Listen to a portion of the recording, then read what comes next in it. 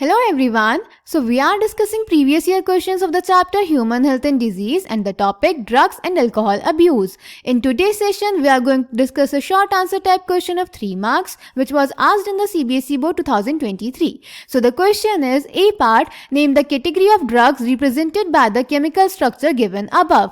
B part is if the methyl group is substituted by acetyl group, we get a bitter crystalline compound. Name the compound. C part is name the natural source of these compounds, and D part is state the harmful effects of this class of drugs on the human body. तो बेटा इस question में हमें chemical structure दिया हुआ है. बेटा जब ये क्वेश्चन एग्जाम में आया था तो हमें ये केमिकल स्ट्रक्चर इस क्वेश्चन के ऊपर दिया हुआ था, इसीलिए यहाँ पे लिखा है the chemical structure given above, पर हमने ये स्ट्रक्चर नीचे लगा दिया क्योंकि हमें ऐसे ही अच्छा लग रहा था. ठीक है बेटा, तो इस क्वेश्चन के ए पार्ट में हमें बोला है कि ये जो केमिकल स्ट्रक्चर दिया है इसे देख के हमें आइडेंटिफाई करना है कि ये कौन सा ड्रग है और किस कैटेगरी को बिलोंग करता है.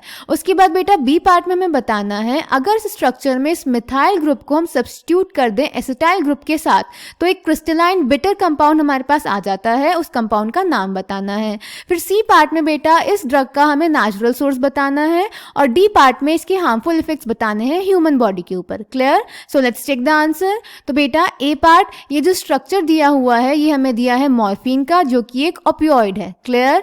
देन बी पार्ट में बेटा अगर हम मिथाइल ग्रुप को हटा के एसिटाइल ग्रुप लगा देंगे तो मॉर्फिन की एसिटाइलेशन से बेटा हमें मिलता है हीरोइन. देन सी पार्ट बेटा ये जो ड्रग्स होते हैं ये हमें पेपेवर सोमिनिफेरम यानी पॉपी प्लांट के लेटेक्स से मिलते हैं.